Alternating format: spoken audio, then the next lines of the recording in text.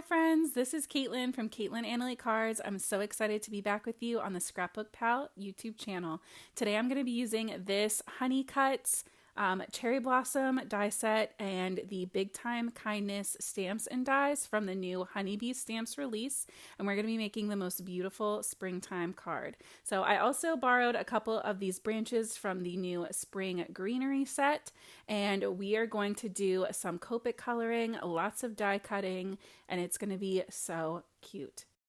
I started out by laying out all of my dies, and I do have to tell you, it took me a couple times of using this and a little bit of practice. I did get the hang of it, but I have to warn you now, I'm pretty sure that somehow there's an extra die in this set. One of the dies, there's two of them, one of the flower layers, and I can't tell if you're supposed to double that one up, but in all of the pictures that I could see on the honeybee packaging, it looks like there's only 14 pieces to the flowers, and I'm counting 15. So I'm going to show it to you guys with one cutout taken out to do the 14 that honeybee has in all of their photos, and if that's not correct, you let me know. I started out by taping all of my dies together so that it would be easier for me to do this process multiple times and keep track of what layers went where. I just felt this was the easiest way. I am using the Spellbinders tape. I love this stuff, but I do usually apply it to my shirt or my leg or my pants, something to kind of help it to be a little less tacky for something like this, because I'm also placing it on the back of my die cut panel. Any of those little pieces that had kind of escaped and popped out, I just put them back into place and then taped the whole back, and this way I can peel up all of my dies as one piece for the most part. And I leave all of my dies sitting in that paper, and this makes it so much easier to color and to assemble because nothing's getting lost, nothing's getting jumbled, nothing's going to fall on the floor. And you can see now I have that solid piece of die taped together. I just popped it right onto my next piece of paper, added one of those extra branches, and I was able to die cut that super quickly without having to go through the whole process of lining everything up again. So if you haven't tried this out before, it's definitely worth it. It does still take a little time. You have to be a tiny bit careful when you're pulling everything out, but you can see I can just line those dies back up on my paper, use a little pokey tool to push them back into place, and I'm good to go. So we're going to start jumping in with our Copic sketch markers now. I started out shading in the branch and the base layer, so I'm going in with an E77 marker, and I'm just adding a little shadow to the areas where some of the flowers or the leaves would be covering a section of this branch, and then I'm going to go in with my E44 to fill in the rest of the branch.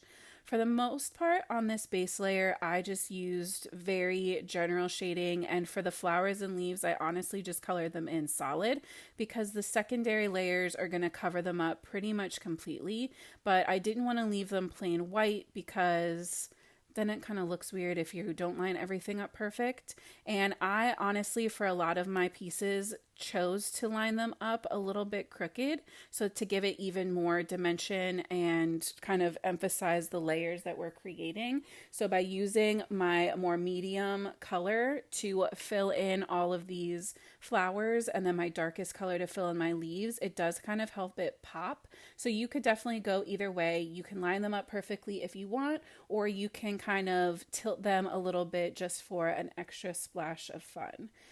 Now that I have those base layers colored, I am going to go in and start shading in the actual flowers. I started out with my R20. I brought in a couple different R20 family shades and a little bit of a R00 as my lightest. I'm just kind of starting to build up some contrast and some texture, emphasizing the kind of ripples that the dies leave. They give kind of an embossed impression into these flowers, and I want my shading to kind of accentuate that so that you can see it both in texture and color in the same areas. And then for some of those buds, I'm just going in and starting to lay out sorry, not the buds. Those are the little spiky parts that go in the middle where the pollen would be. And on real cherry blossoms, the ones that I looked up online to try to get a close up, we do have them here, but I don't have any close enough to go look at in person at the moment. They have the most color right in that center spot. I'm sure it's to attract bees and butterflies and all of those great pollinators. So those got the darkest red color, and then everything else is going to kind of be blended out in that softer rosy peachy kind of tone. A lot of the cherry blossoms that I saw also were more of a white on the petal and just had the pink right in the center, so you could do that. But I also think coloring these up almost like a morning glory and going with that kind of BV blue violet purpley route would also be beautiful. And honestly, even like yellow and making these super summery and bright would be gorgeous. So like I said before, I think that it's so fun that you can kind of customize your coloring on this just to make it fit whatever the theme or the color story you're trying to create. But for this initial use, I thought it would be fun to try to color them as intended, and I did try to stick with my cherry blossom theme. I used YG markers for my leaves, and I'm just going in and emphasizing the kind of stems and veining on the leaves because, again, the dyes leave that embossed impression of all of that detail, and I really wanted it to pop when everything gets put together.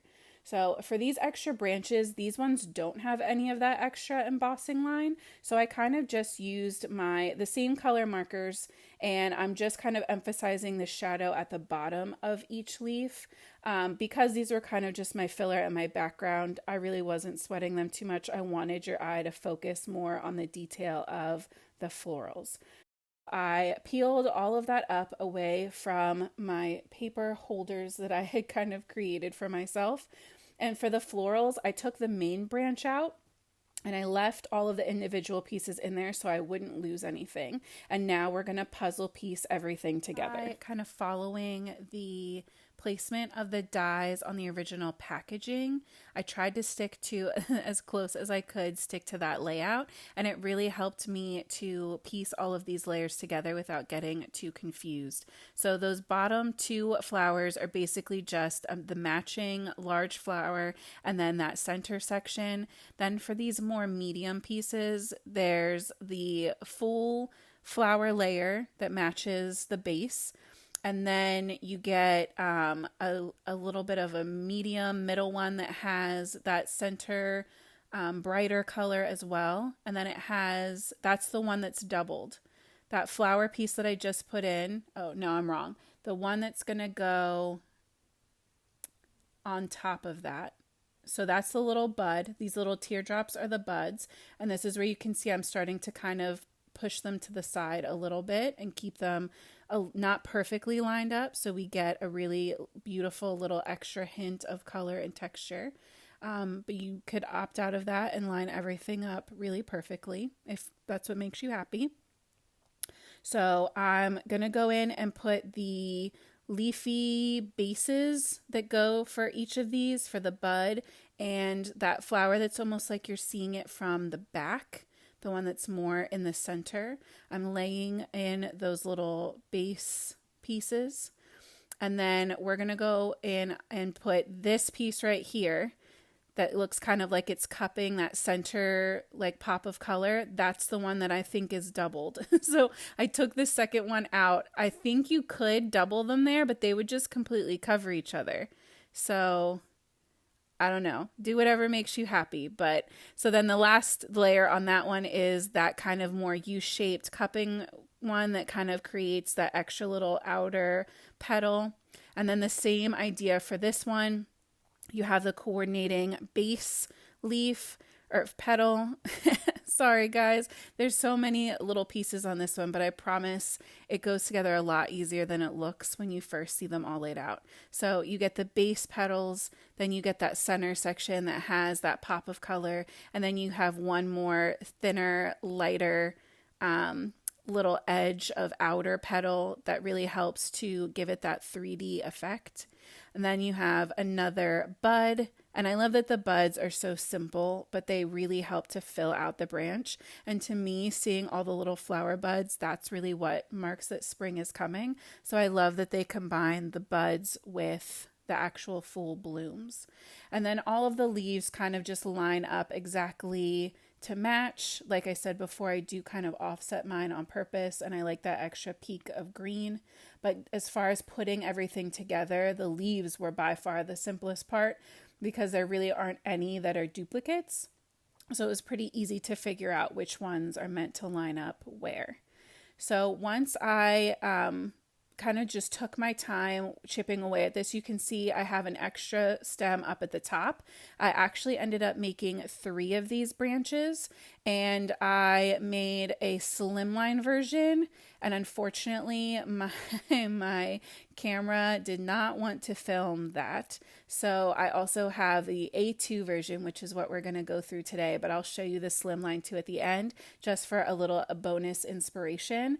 But I love the amount of real estate that these branches take up.